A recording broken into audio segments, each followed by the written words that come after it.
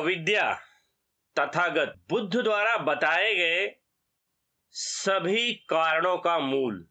बुद्ध इस अज्ञानता, इस अविद्या को इतना महत्व देते हैं कि हमारे जीवन से जुड़े बहुत सारे विषय इसी अविद्या से प्रभावित होते हैं। कई विचार और मान्यताएं इसी अविद्या से प्रभावित होती हैं और यही अविद्या सभी कारणों का मूल है। कई बार इस प्रकार के प्रश्न उत्पन्न किए जाते हैं कि अगर भव चक्र का मूल कारण अविद्या है तो इस अविद्या का कारण क्या। यहां पर इस प्रश्न के संदर्भ में बुद्ध कहते हैं कि यह मूल कारण है जिस कारण भव चक्र की श्रृंखलाओं का उदय होता है। और यदि हम इस अविद्या को समझेंगे तब हमें इस बात की पुष्टि होती है कि किस तरह यह सभी कारणों का मूल है। इसे एक उदाहरण से समझते हैं।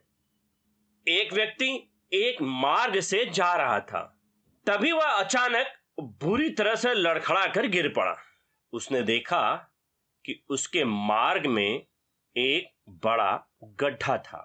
उस गड्ढे को न जान पाने की वजह से उसका पैर उसके अंदर आ गया और वह लड़खड़ा कर गिर पड़ा।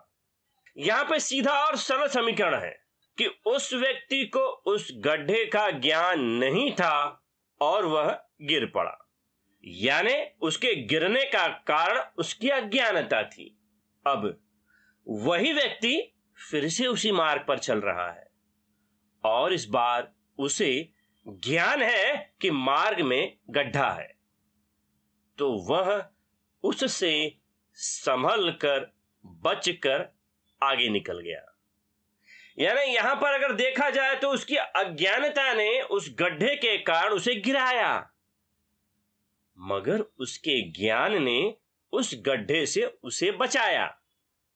अब हम यहां पर पूछें कि उसके गड्ढे न जानने का कारण क्या है, तो अब इस प्रश्न का कोई अर्थ नहीं रह जाता। ज्ञान नहीं था, वह गिरा, ज्ञान उपलब्ध हो गया, वह बच गया। अब यहां पर उसके ज्ञान न होने का कारण क्या, तो यहां पर अब यह प्रश्न ही अपना औचित्य खो देता है कि उसके ज्ञान न होने का कारण क्या था। इसे अब एक दूसरे उदाहरण से समझते हैं। एक व्यक्ति को एक नगर में जाना था। उसे पता नहीं था कि वह नगर किस दिशा में है। कई लोगों से उस नगर के रास्ते के बारे में पूछा तो वहां पर उन्हें पता ही नहीं था।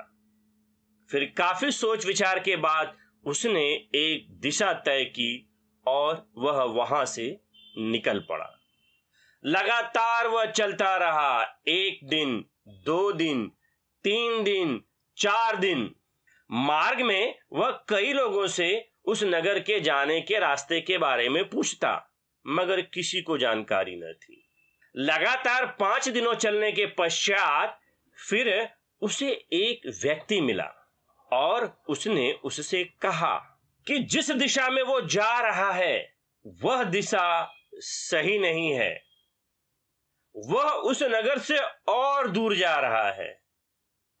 और फिर उस व्यक्ति ने उसे उस नगर का सही रास्ता बताया, सही दिशा बताई, सही समय बताया कि इतने समय चलने के पश्चात इस दिशा में ऐसे जाने के बाद इतने दिनों के बाद यह नगर आएगा। व्यक्ति ने ठीक उसी का अनुकरण किया। वह उसी दिशा में चला, लगातार चलता रहा।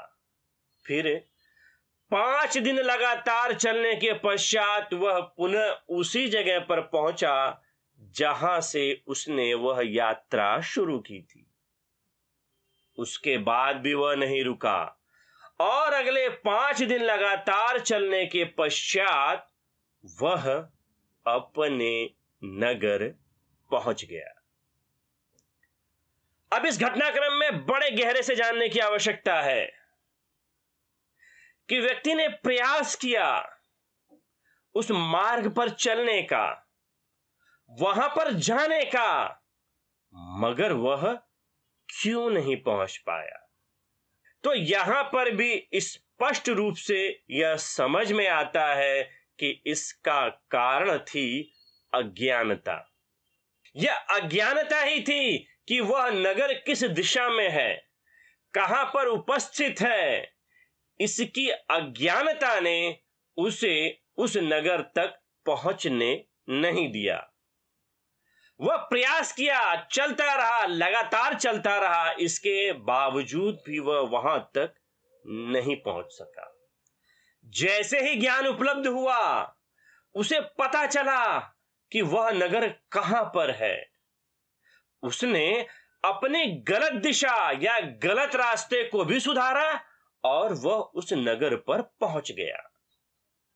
अब यहां पर एक प्रश्न पूछा जाए कि उस व्यक्ति की अज्ञानता का कारण क्या था, तो क्या इस प्रश्न का कोई अर्थ रह जाता है?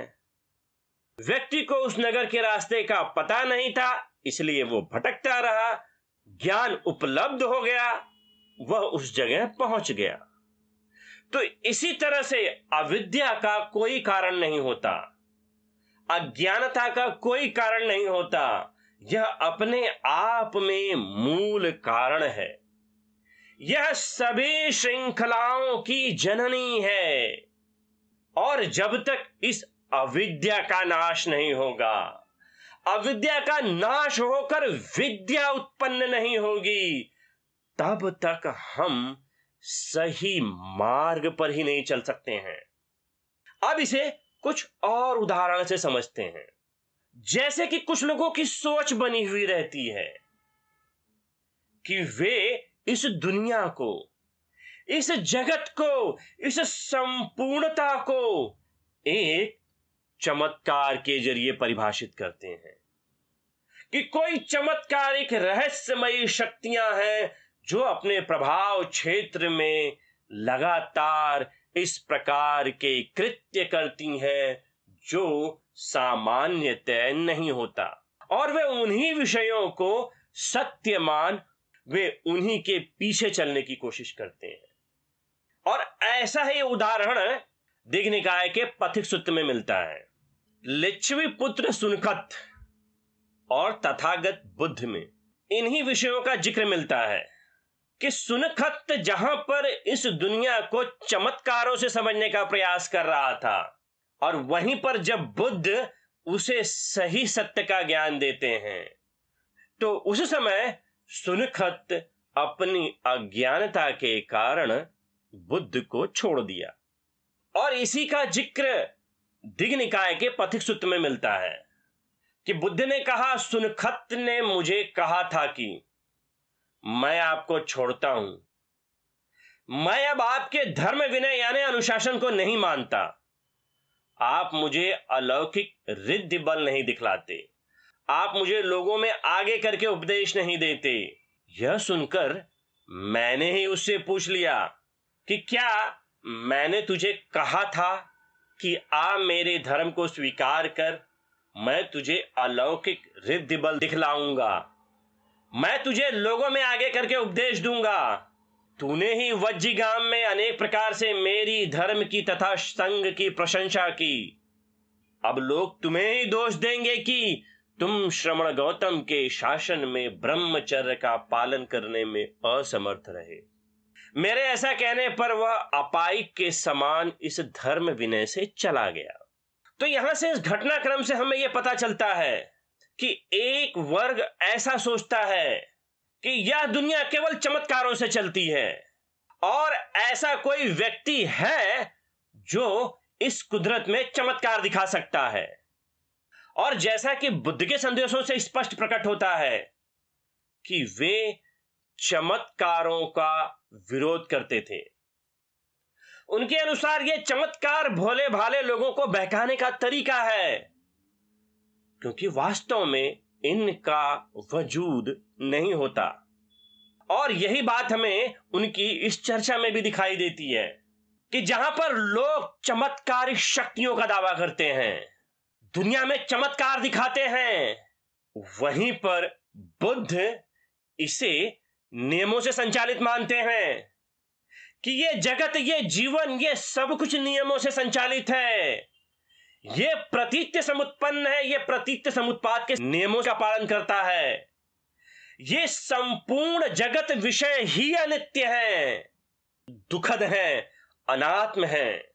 तो जब बुद्ध ने अपने संदेशों से इस जगत को नियमों में परिभाषित किया, सिद्धांतों में परिभाषित किया कि प्रतीत्य समुत्पाद अनित्य, दुखद, अनात्म, ये सिद्धांत हैं, इन्हें किसी चमत्कारों के जरिए नहीं बदला जा सकता। और ऐसे चमत्कारिक विषयों को मानना ही अज्ञानता है कि ये चमत्कार संभव नहीं है। प्रकृति में एक से ही दूसरा उत्पन्न होता है।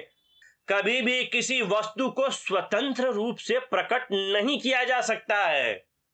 तो कैसे कोई रिद्धि बल, चमत्कार प्रकट किया जा सके? यह संभव ही नहीं है। सीधे साधे भोले भालों को मूर्ख बनाना है। लेकिन यहां पर एक वर्ग इस दुनिया को केवल चमत्कारों से समझना चाहता है। वो कभी उस सत्य को समझना ही नहीं चाहता कि जिसके बल पर यह पूरी प्रकृति, जीवन चल रहा है।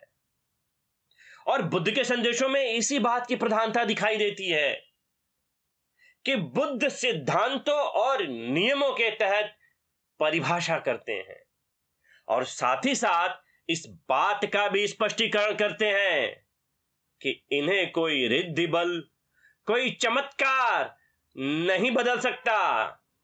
कोई भी विषय स्वतंत्र रूप से प्रकट नहीं हो सकता। कोई भी विषय स्वतंत्र रूप से समाप्त नहीं हो सकता। इस प्रकार की उम्मीद करना भी अज्ञानता है, अविद्या है। किसी भी विषय को नित्य मानना, जब इस पूरे ब्रह्मांड में नित्य कुछ भी नहीं, तो ऐसे विषयों को मानना ही अविद्या है। किसी भी अविद्या के आधार पर जो चीज संभव ही नहीं है, उसे मानना जीवन में मिथ्या दृष्टि को उत्पन्न कर देता है। और जब एक बार ये मिथ्या दृष्टि उत्पन्न हो गई, तो व्यक्ति कितने भी प्रयास कर ले, उसे इसका लाभ नहीं मिलने वाला। जैसा कि हमने देखा कि एक व्यक्ति को एक नगर जाना है। यदि उसे इस बात का ज्ञान नहीं है कि वह नगर किस दिशा में है, तो वह लगातार भटकता जाएगा, लगातार चलता जाएगा, उसका कोई लाभ नहीं। उसी प्रकार जब कोई इस दुनिया को प्रतीत्य समुत्पाद, अनित्यता, दुखता, अनात्मता से अलग हटकर इसे समझना चाहेगा, लाख प्रयास कर ले, लाख कोशिश कर ले, कोई उसका लाभ नहीं मिलने वाला। और बुद्ध ऐसे धर्मों को बेहद खतरनाक मानते हैं कि जहां पर अज्ञानता हो, अविद्या हो, उसके आधार पर किया गया प्रयास, व्यक्ति के अंदर यह भ्रम रहता है कि वह सही मार्ग पर है, लेकिन वास्तविकता यह रहती है कि वह भटक गया है और उसका यही मानना और विश्वास उसके जीवन को बर्बाद कर देता है। ऐसा ही एक उदाहरण हमें मध्यम निकाय के अलगद्दुपम सूत्र में मिलता है कि किस प्रकार से धर्म को यदि सही रूप में स्वीकार न किया जाए तो वह कितना घातक हो जाता है। एक समय बुद्ध सावस्ती में अनाथ पिंडक के आराम जेतवन में विहार करते थे। उस समय अरठ्ठी नाम के भिक्षु को ऐसी पाप पूर्ण दृष्टि उत्पन्न हुई। मैं बुद्ध द्वारा उपदिष्ट धर्म को ऐसे जानता हूं जिन्हें बुद्ध ने विघ्न कारक धर्म बतलाया है, वे सेवन किए जाने पर विघ्न नहीं कर सकते। इस गलत धारणा के लिए बुद्ध ने उसकी भर्त्सना की और कहा, मैंने तो अनेक प्रकार से विघ्न कारक धर्मों को विघ्न कारक बतलाया है और सेवन किए जाने पर वे विघ्न ही करते हैं।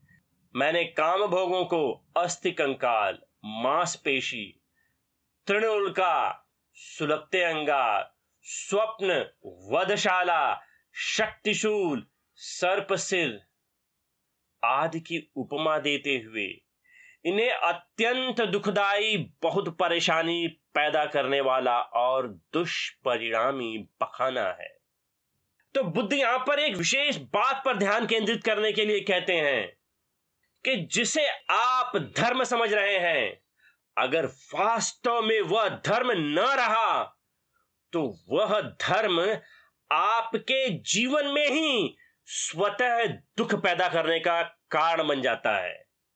और इसे बुद्ध एक उदाहरण के माध्यम से समझाते हैं कि तत्पश्चात बुद्ध ने कहा कि कोई कोई मोघ पुरुष धर्म को धारण करते हुए भी उसके अर्थ को प्रज्ञा से नहीं परखते, जिससे वे इसकी अनुभूति से वंचित रह जाते हैं।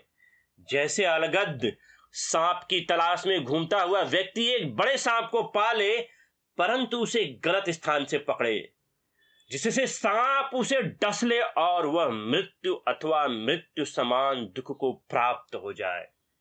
वैसे ही मोह पुरुष दुर्ग्रहित धर्म चिरकाल तक उसके अहित एवं दुख का कारण बना रहता है। तो यहां पर बुद्ध धर्म को बड़ी सावधानी से धारण करने के लिए कहते हैं कि कोई भी धर्म जिसे आप सत्य मान रहे हैं उसे सदैव प्रज्ञा से परखना चाहिए। जो वास्तविक है उसी को वास्तविक मानना चाहिए। जो अवास्तविक है उसे अगर आपने वास्तविक मान उस धर्म को स्वीकार किया तो यह अनर्थ हो जाएगा। यदि प्रतीत समुत्पाद के नियम का खंडन संभव नहीं है और उसके आधार पर आपने कोई विचार रख लिया, यदि सारा जगत अनित्य है तो कैसे इसमें एक आप नित्य विषय की कल्पना कर सकते हैं? और ये नित्य विषय की कल्पना ही हमारे जीवन को घातक बना देती है कि जिसे हम अपने जीवन में सत्य समझ रहे हैं, जिसे हम वास्तविक मान रहे हैं और वह मिथ्या से ग्रसित है, तो यह भ्रामक सत्य ही हमारे जीवन को बर्बाद कर देता है। उदाहरण के तौर पर कोई एक व्यक्ति सांप की तलाश में घूम रहा है और उसने एक सांप को पा लिया और उसने गलत स्थान से पकड़ लिया।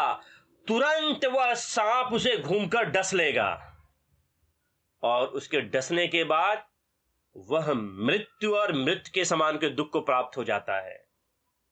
तो यहां पर बुद्ध कहते हैं कि यदि सत्य को सही तरीके से नहीं परखा या किसी ऐसे भ्रामक सत्य को आपने अगर जीवन में उतार लिया है तो वह भ्रामक सत्य, वह मिथ्या दृष्टि ही आपके जीवन को बर्बाद कर डालती है, दुखों का कारण उत्पन्न कर देती है। जिस धर्म को आप शांति, प्रेम, अहिंसा के नाते स्वीकार किया था वही धर्म हिंसक बन जाता है, अशांति फैला देता है और जीवन में दुखों का कारण बन जाता है। और इस प्रकार के घटनाक्रम हम आज के समय भी देखते हैं कि कई धर्मों का हमें संघर्ष दिखाई देता है। उनके अनुसार सभी धर्म श्रेष्ठ हैं, सभी सत्य हैं, और फिर एक धर्म को दूसरे धर्म से खतरा दिखाई देने लगता है। फिर वे एक दूसरे से ही भिड़ पड़ते हैं और जहां पर धर्म शांति, प्रेम, अहिंसा का पालन करने के लिए कहते हैं वहीं पर ये धर्म खतरे में पड़ जाते हैं और फिर ये ही हिंसा, दुख और बर्बादी का कारण बन जाते हैं। तो बुद्ध ने कहा है कि ये धर्म बेहद सावधानी तरीके से हमें समझना चाहिए कि जैसे सांप को व्यक्ति पकड़ने जा रहा है और गलत जगह से पकड़ा, उसने उसे डस लिया, वैसे ही यदि कोई पुरुष धर्म को गलत तरीके से समझने की कोशिश करेगा, अज्ञानता से समझने की कोशिश करेगा, तो वही धर्म उसके जीवन के बर्बादी का, उसके जीवन में दुखों का मूल कारण बन जाता है। बुद्ध का यह गहरा सत्य है जिसे हमें आज के परिवेश में समझने की आवश्यकता है कि धर्म का केवल एक उद्देश्य है कि वह शांति, अहिंसा, प्रेम, सद्भाव को फैलाए। यदि कहीं से भी धर्म ने अशांति, हिंसा, नफरत इनको फैलाने का आधार बन गया तो ठीक हमारी उसी प्रकार से हालत हो चुकी है कि हमने एक जहरीले सांप को गलत जगह से पकड़ा है और फिर यही धर्म अपने मानने वाले लोगों को डसने लगता है और दुख का कारण बन जाता है।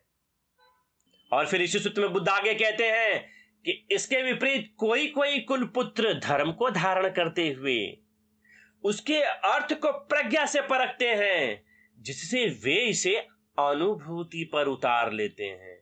जैसे अलगद की तलाश में घूमता हुआ व्यक्ति एक बड़े सांप को पाले और उसे सही प्रकार से पकड़े, जिससे सांप भले उससे लिपट जाए परंतु वह उसकी कोई हानि न कर सके, वैसे ही कुलपुत्र द्वारा सुग्रहित धर्म चिरकाल तक उसके हित एवं सुख का कारण बना रहता है।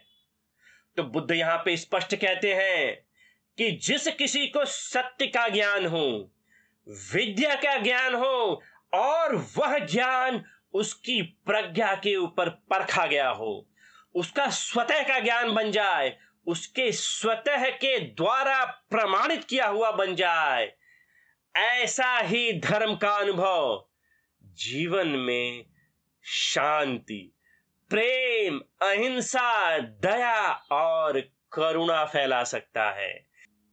यदि उसके साथ में कुछ अहित भी हो तो भी यह धर्म उसके जीवन में सदैव सुख को ही उत्पन्न करेगा।